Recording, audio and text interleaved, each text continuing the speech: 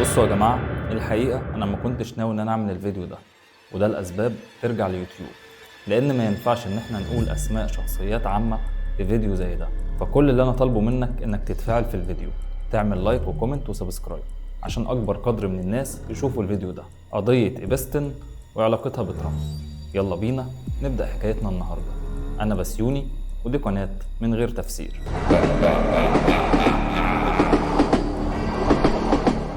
قضية إيبستن واللي ارتبطت باستغلال القاصرات هتفضل أبشع جريمة حصلت في المجتمع الأمريكي، واللي فجر الجريمة دي تاني المستندات اللي وزارة العدل نزلتها الفترة الأخيرة من كام يوم بالظبط، واللي كشفت أسرار كتير وفضحت شخصيات عامة، شخصيات سياسية وشخصيات ذو مناصب سيادية، حتى ممثلين ومغنيين وناس ذو مناصب مرموقة في أمريكا وحتى في وطننا العربي. وقبل ما أقولك مين الشخصيات اللي اتفضحوا بالوثائق دي، خليني أعرفك الأول مين هو إيبستن. إيبستن ده ملياردير أمريكي وصاحب شركة استثمارات، وكان مشهور عنه الحفلات اللي هو بيعملها، والحفلات دي فضلت وقت كبير قوي بتثير تساؤل الناس ايه اللي بيحصل فيها، خاصة انها كانت بتستهدف اشخاص معينين زي الاشخاص الاغنياء او السياسيين او الممثلين والمغنيين. وفي 2008 إيبستن اتهم باستغلال القاصرات واتحبس 18 شهر. تخيل جريمة زي دي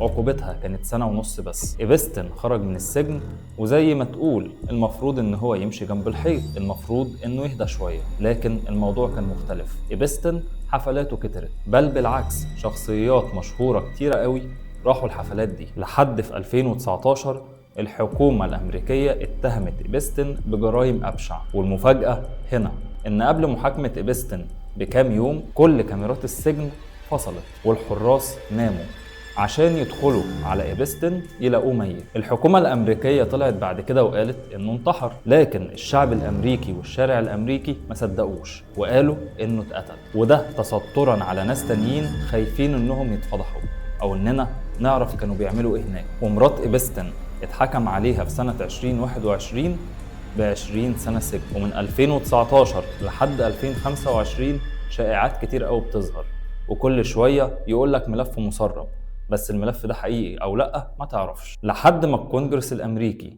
اجتمع في نوفمبر 2025 ونزل قانون وسماه شفافية ملف قضية إيبستن، وده اللي بيجبر وزارة العدل إنها تنزل كل حاجة خاصة بقضايا إيبستن. ورئيس أمريكا دونالد ترامب مضى القرار ده يوم 19 نوفمبر 2025 وادى وزارة العدل مهلة 30 يوم عشان ينزلوا كل الملفات. وهنا بتيجي المفاجأة، يوم 19 ديسمبر وزارة العدل بتنزل جزء بسيط قوي من الملفات دي، وكانوا شاطبين بالاسود على جمل كتيرة، فبرضه الشارع الامريكي غضب وقالوا كده انتوا بتتستروا على ناس اغنياء ومشهورين وخايفين انهم يتفضحوا، وكده انتوا خالفتوا القانون. والمفاجأة الاكبر حصلت يوم 30 يناير 2026، يعني لسه من كام يوم وزارة العدل نزلت اكتر من 3 مليون وثيقة و180 الف صورة و2000 فيديو، واتفضح فيها مشاهير كتير جدا، مش في امريكا بس بل في العالم كله وكمان في وطننا العربي. واول شخصية معانا وهي اشهر شخصية في العالم كله،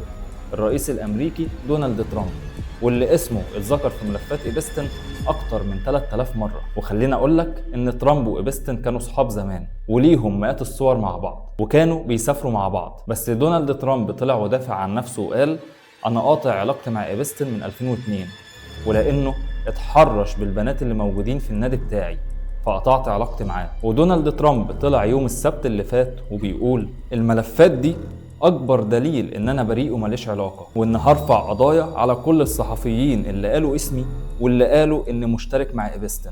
وعشان اكون صريح معاك، اسم ترامب جه كتير في الوثائق لكن مفيش تهمة مباشرة ومفيش أي حد اتهمه بأي حاجة. بس قصة ترامب ما خلصتش لحد هنا. مستشار ترامب الأسبق ستيف بانون واللي ترامب معينه بنفسه ظهر اسمه برضه مئات المرات في الوثائق، وكان بيرتب لزيارة لجزيرة إيبستن.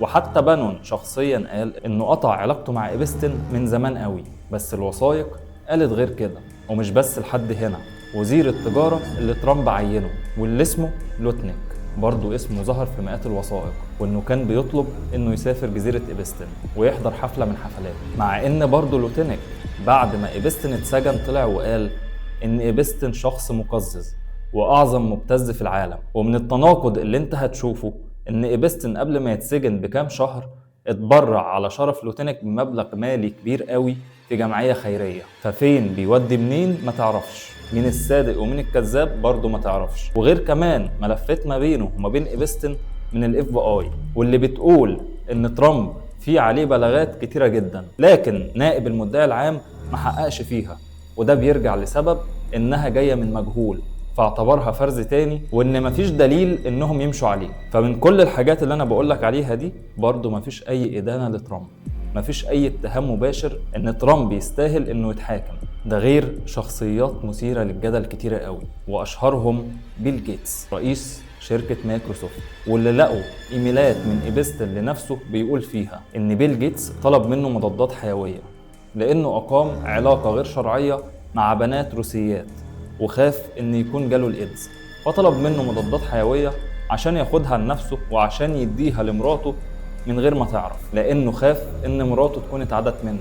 ولو هتسألني ليه ما راحش يعمل تحليل، بكل بساطة هقولك لانه شخص مشهور جدا، وحاجة زي دي ممكن تضر بسمعته. بس في متحدث طلع باسم بيل جيتس وقال ان كل دي اتهامات من غير دليل، وان مفيش حاجة زي كده حصلت، وان ايبستن بيقول الاتهامات دي بسبب انه حاول كتير مع بيل جيتس عشان يحضر حفلاته، لكن بيل جيتس رفض. ولو جينا نفكر مع بعض ممكن فعلا ان بيل جيتس ملوش اي علاقة بالموضوع ده، لكن في نفس الوقت ممكن فعلا يكون له علاقة، وممكن ان يكون ده حصل. والشخصية الجاية اللي انا هكلمك عليها فهي شخصية اي حاجة مثيرة للجدل بتحصل في العالم بتلاقي اسمه فيها، لدرجة يا راجل انه طلع من كام يوم وقال انا المسيح الدجال، واللي انا بكلمك عنه هو ايلون ماسك. وبرضه طلع ايلون ماسك بعد ما ايبستن اتحبس وقال ان ايبستن دعاه كتير جدا عشان يحضر حفلاته لكنه كان بيرفض، وده عكس اللي الوثائق بتقوله، لان لقوا فيها ايميلات ايلون ماسك بيطلب منه وبيقول له ايه اجمد حفله انت هتعملها عشان احضرها، وفي ايميل تاني بيقول له انا في جزر العذراء في بريطانيا، هل ليا مكان عشان احضر حفلتك؟ ورد ايبستن عليه وقال له دايما ليك مكان، مع ان ده عكس اللي ايلون ماسك قاله. وبرضه يوم السبت ايلون ماسك طلع وعشان يدافع عن نفسه وقال انا كنت عارف ان الوثائق دي هتتفهم بشكل غلط وان اعدائي هيستغلوها، ولا طلع كذب ولا طلع صدق، طلع قال اي كلام. والشخصيه اللي جايه اللي انا هقولك عليها دلوقتي دي بقى اللي اثارت الكوميديا في الوطن العربي وفي العالم كله، وهي ستيفن هوكينج.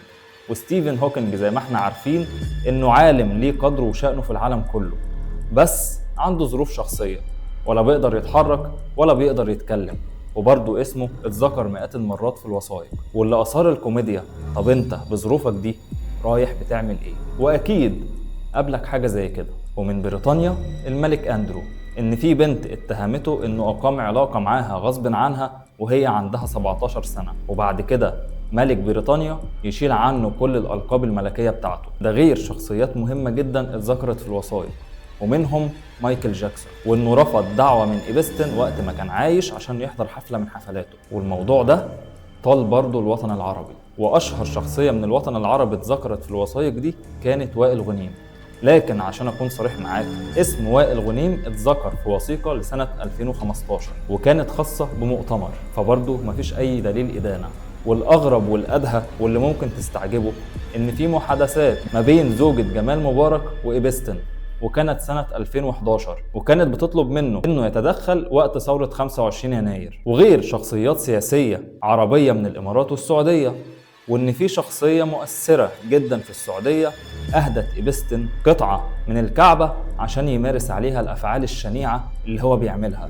تخيل الموضوع معانا وصل لايه. وطبعا بعد ما الوثائق دي كلها نزلت ظهر 19 بنت من اللي قالوا ان تم الاعتداء عليهم، وقالوا ان وزارة العدل خبت ملفات كتير، وان المتهمين اللي عملوا فيها كده لسه احرار ومستخبيين، وطالبوا وزارة العدل انها تنشر كل الملفات. صحيح نزل 3 مليون وثيقة، بس لسه 3 مليون زيهم. فايه اللي احنا هنعرفه الشهور الجاية ده بقى اللي تتوقع فيه كل حاجة.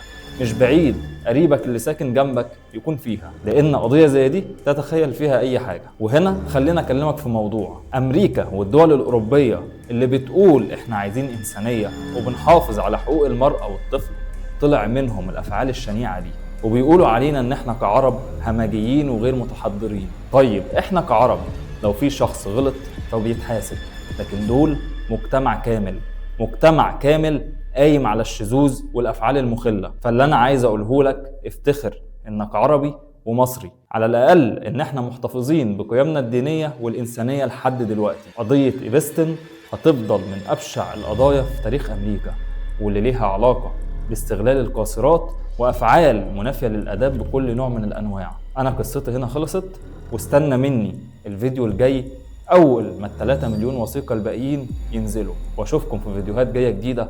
سلام.